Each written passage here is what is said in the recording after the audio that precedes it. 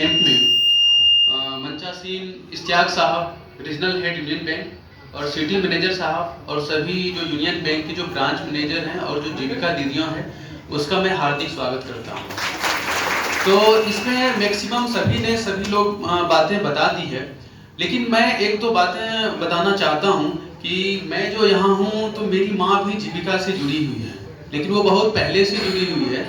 तो ये आप मुझे जब मैं जीविका दीदी से जब मिलता हूँ, जब प्रोग्राम होता है तो मुझे बहुत अच्छा लगता है।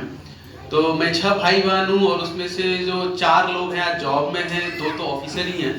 तो मैं आपको मुझे इंडस्ट्री डिपार्टमेंट में काम करने का जो मौका मिला, इसमें सबसे जो अच्छी बात ये है कि बहुत सारे जो लोन हैं अब जो, क्योंकि वो बैंक के माध्यम से होता है, तो इसमें जो सिटी मैनेजर साहब ने ये बात बताई कि अगर आपका क्रेडिट अगर सही नहीं रहेगा तो कोई भी बैंक आपको लोन देने से हिचकेगा, चाहे कोई भी बैंक हो।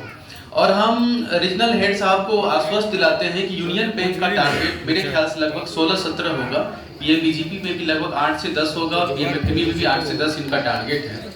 तो 20 जो टारगेट है एटलीस्ट अगर वो एक पोटेंशियल कैंडिडेट को मिले, क्योंकि उसमें तो 50 लाख तक है, तो अगर उसमें जितने हो 2 लाख हो, 5 लाख हो, 10 लाख हो, अगर उसमें जितने भी हैं, क्योंकि 3 दिन पहले आशुतोष जी हमारे यहाँ गए थे, वो बोले कि सर हमको आवेदन दीजिए। मैंने 4 प्रपोजल उनको बोल दिया, उसमें 4 प्रपोजल में से 2 प्रपोजल उनको सही लगा। मैं उनको बोला कि आप विजिट कर लीजिए और अगर आपको जो अच्छा लगता है तुरंत आप फॉर्म फिल हम करवा देंगे और हम उसी समय हम बैंक भी फॉरवर्ड कर देंगे। तो और इनका बहुत ज्यादा कॉर्डियल नेचर हमको बहुत अच्छा लगा।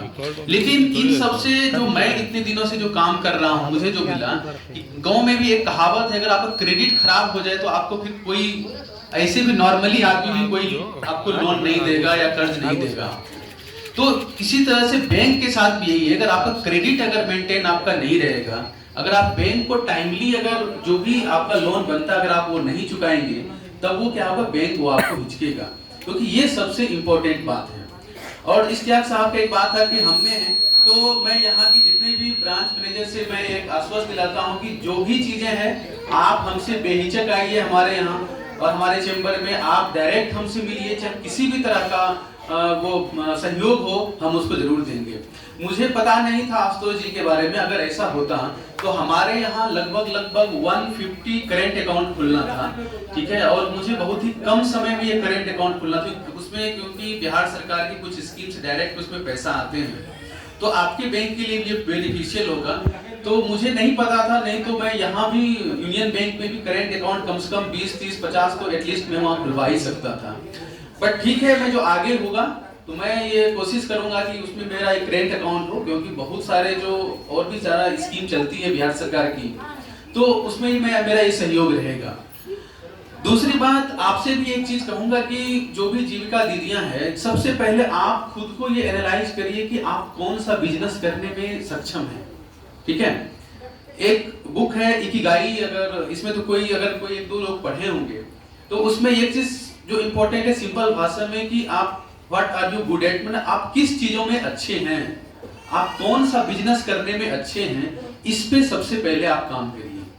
क्योंकि अगर उसको आइडेंटिफाई कर लेंगे, तब आप क्या होगा कि जो भी उसमें फिर काम करने के लिए आगे जाएंगे, चाहे बैंक आपको लोन देगी या जैसे भी जीविका समूह के द्वारा लोन मिलेगा या जैसे भी लोन मिलेगा, आप उसमें अच्छा कर पाएंगे। तो अभी जो इस बैंक से हमारी 2-3 योजनाएं हैं जो कि जुड़ी हुई है, तो उसमें हम ये देख रहे हैं कि जो भी ब्रांच मैनेजर साहब का एक कंसर्न होता है कि पहले से वो बिजनेस करता हुआ होना चाहिए। तो ठीक है, उसका यही कंसर्न है कि एटलीस्ट वो पैसा हमारा नहीं डूबेगा, ठीक है, वो एनपीए नहीं होगा, ठीक है, क्योंकि बहुत बड़े बड़े भी लोन है, अगर वो एनपीए होता है तो फिर वो सही बात है सबके लिए वो दिक्कत की बातें हैं।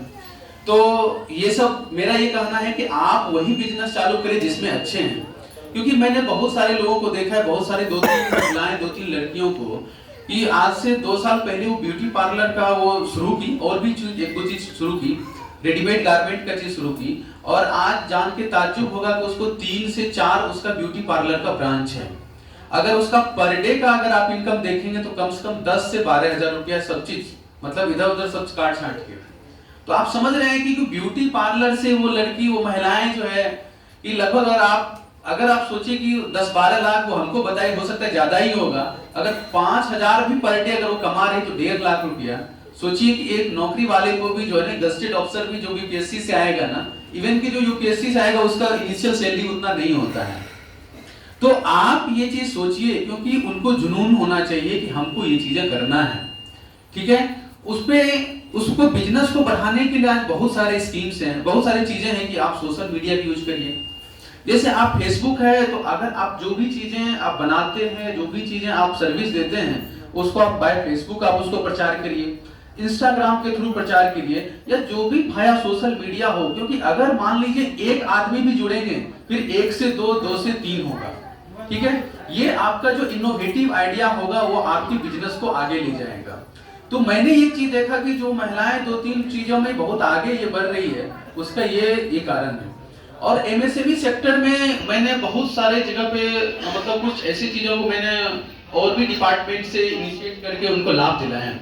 जैसे हमारे स्कीम में जैसे पेपर ब्लॉक बनता था, वो एमएसएमई यूनिट था। मैंने यहाँ वीडियो साहब को कॉल किया, वीडियो साहब इसको थोड़ा सा आपकी जो योजनाएं हैं उसमें आप इसको टैग कर लीजिए। उन्होंने बोला ठीक है सर मैं कर लेता हूँ।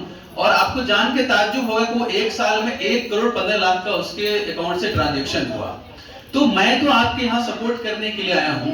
दूसरी बात है, आपको जान के ताज्जुब होगा कि मैं यहाँ टाटा कंसल्टेंसी को भी यहाँ पे बुला लिया था, ठीक है ना। और आपको किसी को ये विश्वास नहीं होगा कि वो यहाँ सुपौल जैसे जो हिस्टोरिकली फ्लड अफेक्टेड ये बैकवर्ड डिस्ट्रिक्ट रहा है पूर्व में, जो यहाँ पे आए। और मैंने उनको पूरा सुपौल की कनेक्टिविटी के बारे में बताया, यहाँ पे उनको विजिट करवाया। उन्होंने हमें आश्वासन दिया कि हम 500 करोड़ का हम यहाँ पे प्राइवेट इन्वेस्टमेंट करेंगे। क्योंकि हमको तो सब चीज देखना है, क्योंकि हमको बैंक से भी एमएसएमई को देखना है, अपनी योजनाएं को भी देखना है, प्राइवेट इन्वेस्टमेंट को भी देखना है। तो मैंने बोला कि आप 500 करोड़ छोड़ दीजिए, अगर आप 50 करोड़ ही आप यहाँ इन्वेस्टमेंट कर देंगे, 100 करोड़ ही इन्वेस्टमेंट एक बिग प्लांट लगा देंगे। क्योंकि अगर एक प्लांट लगेगी तो फिर दूसरे लोग इनिशिएट होंगे। तो मेरा ये कहने का सेंस है, मेरा कोई बहुत बड़ा ये नहीं रहता है कि आपको 500 करोड़ 1000 करोड़, वैसा नहीं मैं सपना देखता हूं। लेकिन अगर एक लोग अगर अच्छा करेंगे तो उससे फिर दोबारा मोटिवेट होंगे, ठीक है। तो ये चीजें बहुत ज्यादा जरूरी चीजें हैं। तो मेरे ख्याल से आप हर चीज, जैसे मैं नहीं जानता था कि ये जो प्रधानमंत्री जो इंश्योरेंस स्कीम के बारे में, क्योंकि मेरे घर में तो 8 से 10 लोग फैमिली में हैं और सभी लोग जॉब होल्डर हैं। सही बात है, हम नहीं जान रहे हैं, अगर चाहें तो 10 का 10 लोग ले सकते हैं।